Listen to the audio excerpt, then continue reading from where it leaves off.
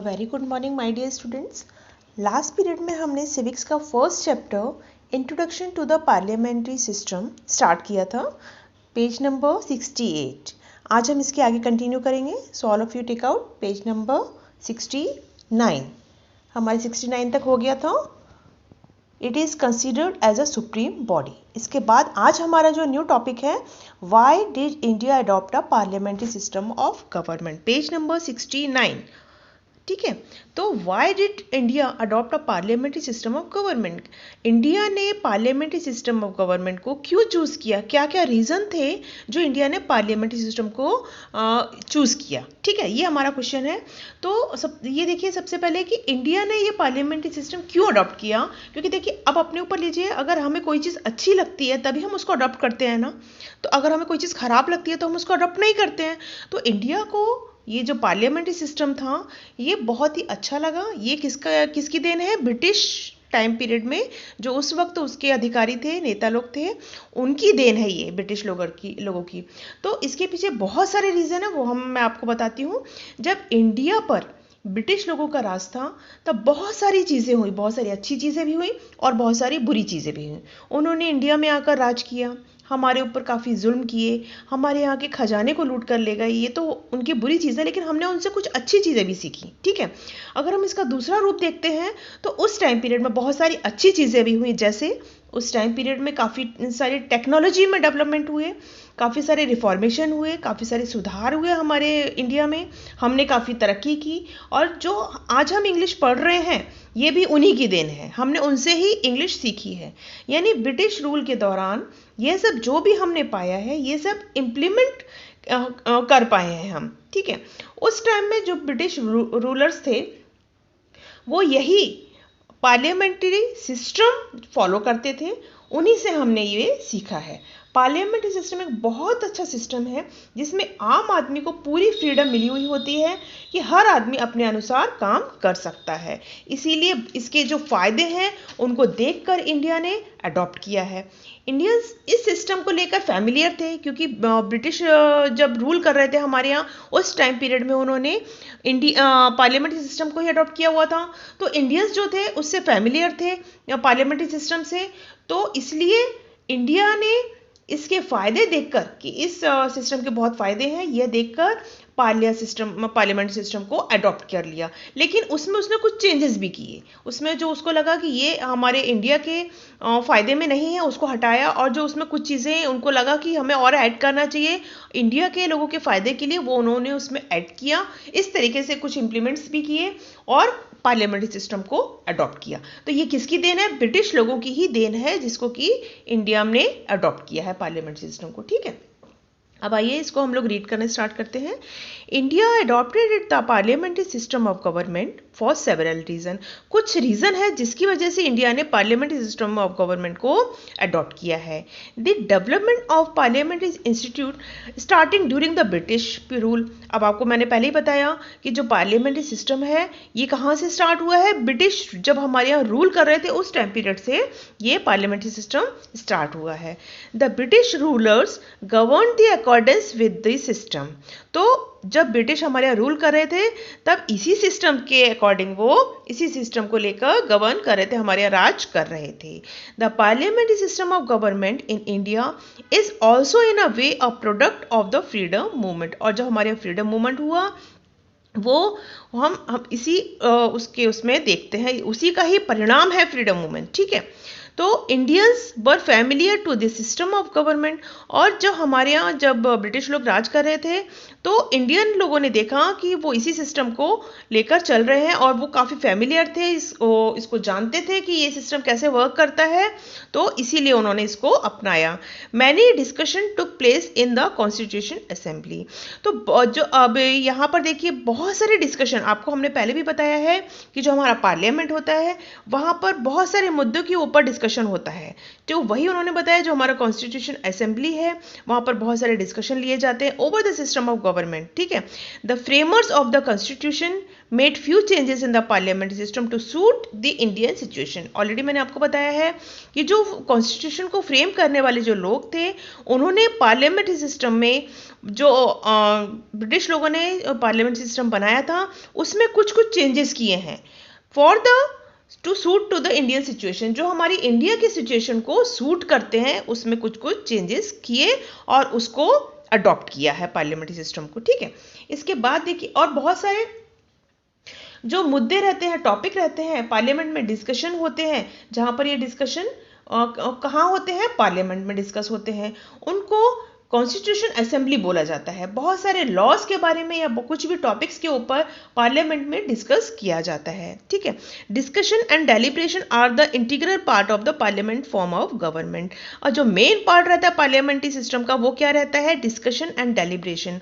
तो डिस्कशन और डेलिब्रेशन क्या होता है कि कोई भी एक टॉपिक के ऊपर वहाँ पार्लियामेंट में जो दो हाउसेस रहते हैं, राज्यसभा और लोकसभा, उसके जो मेंबर्स रहते हैं, किसी भी मुद्दे को लेकर वहाँ पर डिस्कशन होता है, डेलिब्रेशन होता है। जो दो पार्टीज होती हैं वो दोनों आपस में उस मुद्दे को लेकर डिस्कशन करती हैं कि ये जो नई पॉलिसीज बनाई जाती हैं या जो ओल्ड पॉलिसी बनाई गई है उससे रिलेटेड क्या क्या फायदे हैं, उसके क्या नुकसान है, उन सब चीज़ों को लेकर वहाँ डिस्कशन होता है।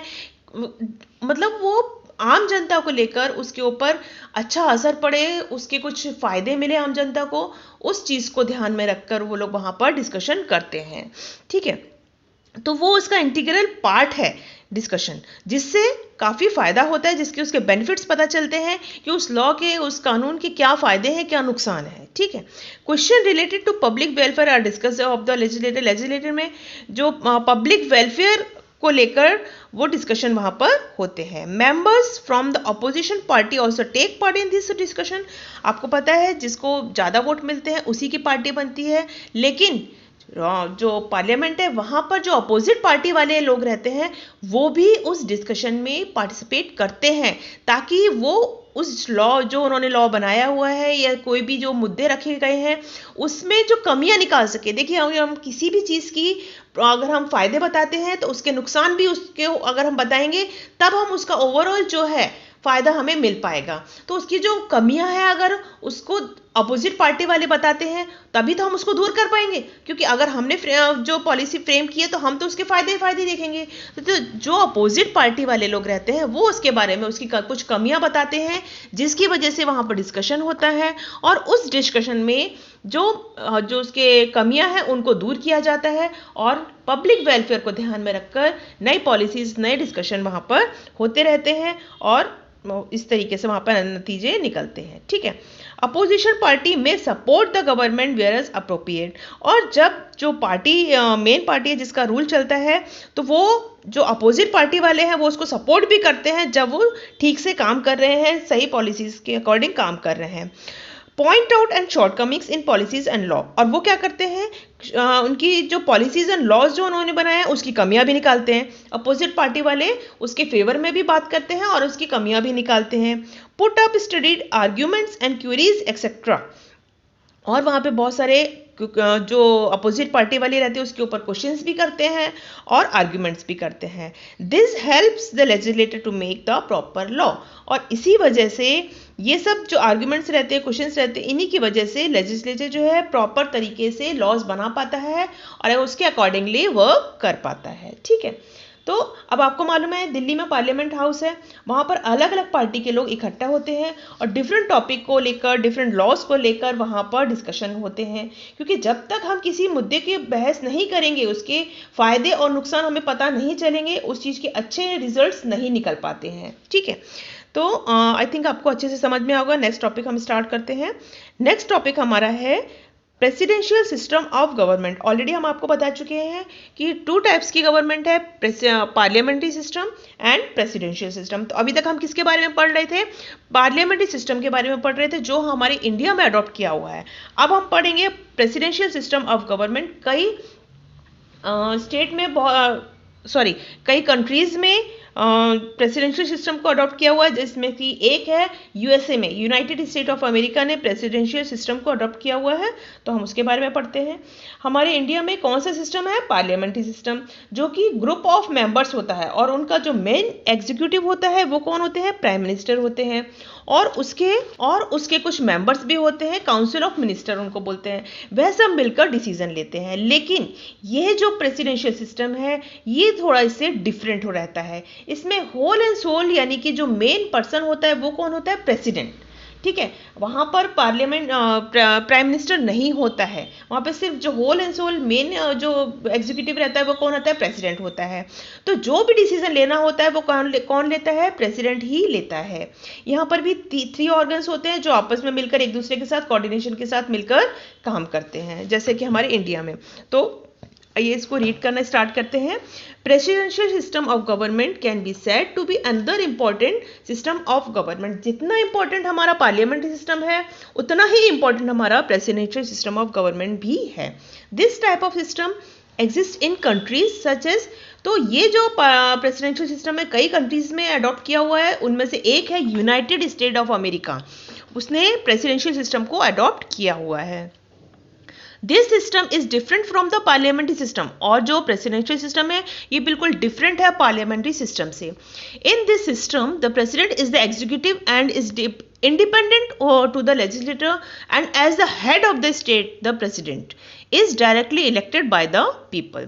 तो अब देखिए पार्लियामेंट्री सिस्टम जो है वो प्रेसिडेंट है, तो इज द एग्जीक्यूटिव वो कौन है? उसको एग्जीक्यूटिव यानी पूरा एग्जीक्यूटिव हेड कौन है? प्रेसिडेंट है ये वाली सिस्टम में। And is independent to the legislator, और ये क्या है? पूरा इंडिपेंडेंटली वर्क करता है, इसको किसी से राय नहीं चाहिए, किसी का इसको वो नहीं चाहिए कि तुम मुझे बताओगे तब मैं ये वर्क करूंगा। वो इंडिपेंडेंट रहता है अपना कोई भी लॉज, कोई भी कानून निकालने के लिए। And is independent to the legislator and at the head of the state, और अपने स्टेट का हेड रहता है the president, is directly elected by the people. जैसे अपने हम लोग प्राइम मिनिस्टर को वोट करते हैं चुनने के लिए, वैसे ही वहाँ के जो पब्लिक है, वहाँ के जो लोग हैं, वो उसको डायरेक्टली प्रेसिडेंट को इलेक्ट करते हैं। Such a system is known as the presidential system of government. इस टाइप के सिस्टम को हम लोग प्रेसिडेंशियल सिस्टम ऑफ गवर्नमेंट के नाम से जानते हैं। Through the 3 organs are independent from each other, जैसे कि हमारे यहाँ में 3 ऑर्गन्स जो थे वो एक साथ वर्क करते थे, लेकिन वो एक दूसरे से कनेक्टेड थे, ठीक है। एक के साथ दूसरे का कनेक्शन था, एक दूसरे का लुकआउट वो लोग करते थे, देखते थे। लेकिन यहाँ पर भी 3 ऑर्गन्स वर्क करते हैं from each other, there are enough connection between them to work. कौन कौन से 3 ऑर्गन्स थे? लेजिस्लेचर, और कौन कौन से थे वहां पर? Executive and judiciary. तो यही 3 ऑर्गन्स वहां पर भी वर्क करते हैं, लेकिन तीनों ही वहां पर जो ये ऑर्गन्स हैं वो इंडिपेंडेंटली वर्क करते हैं, ठीक है। Through the 3 organs are independent from each other, एक दूसरे से पूरी तरीके से अपना अपना वर्क करते हैं, एक दूसरे के ऊपर किसी का कोई भी क्या बोलना चाहिए कि इंटरफेरेंस नहीं रहता है। There are enough connection between them to work in harmony and coordination, लेकिन उन तीनों के बीच में एक कनेक्शन रहता है, एक कोऑर्डिनेशन रहता है, एक दूसरे के साथ मिलकर काम करते हैं, लेकिन एक दूसरे की कोई कमियां नहीं निकालता है, एक दूसरे को कोई वो नहीं करता है। The United State of America has adopted the presidential system of government. तो यूनाइटेड स्टेट ऑफ अमेरिका ने इस प्रेसिडेंशियल सिस्टम को अडॉप्ट किया है। These are some features of this system of government. अब ये जो प्रेसिडेंशियल सिस्टम ऑफ गवर्नमेंट है इसके कुछ फीचर्स है, कुछ फायदे हैं, कुछ इसकी खासियत है, वो हम आगे पढ़ेंगे। In the presidential system form of government the legislator and the executive are not directly dependent on each other. जैसे कि मैंने अभी आपको बताया कि इस सिस्टम में जो लेजिस्लेटर और एग्जीक्यूटिव रहते हैं वो डायरेक्टली एक दूसरे के ऊपर डिपेंड नहीं रहते हैं। The houses of the legislator and the president are directly elected by the people. अब जो लेजिस्लेटर रहता है और प्रेसिडेंट, यही लोगों के द्वारा डायरेक्टली इलेक्ट किए जाते हैं। The president is the executive head and has lot of power including power to implement law. और जो प्रेसिडेंट रहता है वो एग्जीक्यूटिव हेड रहता है वहाँ का, और उसको बहुत सारी पावर्स मिली हुई होती है टू इम्प्लीमेंट लॉ, लॉज जो है उसको इम्प्लीमेंट करने के लिए। ठीक है, ये उसका सबसे पहला और इम्पॉर्टेंट फायदा है। सेकेंड देखिए, in spite of such a structure the legislator and the executive keep a check on each other. This mutual control over each other can lead to a responsible government। इसके बावजूद जो structure बना हुआ है उनका legislature and executives का, वो एक दूसरे के ऊपर इंटरफेरेंस नहीं करते बट चेक करते रहते हैं टाइम टू टाइम कि वो प्रॉपरली वर्क कर रहा है कि नहीं। ठीक है, ईच अदर, एक दूसरे के ऊपर सब उनका लुकआउट रहता है। दिस म्यूचुअल कंट्रोल, और इससे क्या होता है, उनका आपसी एक दूसरे के ऊपर कंट्रोल बना हुआ रहता है। Can lead to a responsible government, और जब इस तरीके से वर्क होता है तो जो हमारी गवर्नमेंट है वो एक रिस्पॉन्सिबल गवर्नमेंट बन जाती है।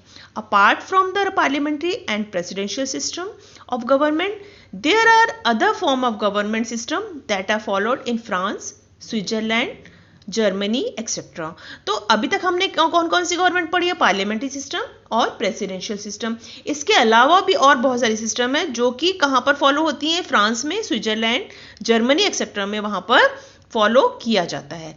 Several countries owing to their unique circumstances have evolved different system of government. तो सभी लोग अपनी कंट्री के अकॉर्डिंग, उनके जो भी सर्कमस्टांसेस है उसके अकॉर्डिंग अपने अपने सिस्टम को डेवलप करते हैं। In the next chapter we will study the structure, working and role of the Indian parliament. अब हम नेक्स्ट चैप्टर में क्या पढ़ने वाले हैं कि जो हमारा स्ट्रक्चर है कैसे वर्क होता है, कैसे रोल करता है इंडियन जो पार्लियामेंट है, वो सब हम नेक्स्ट चैप्टर में पढ़ने वाले हैं। Okay student, thank you, have a nice day.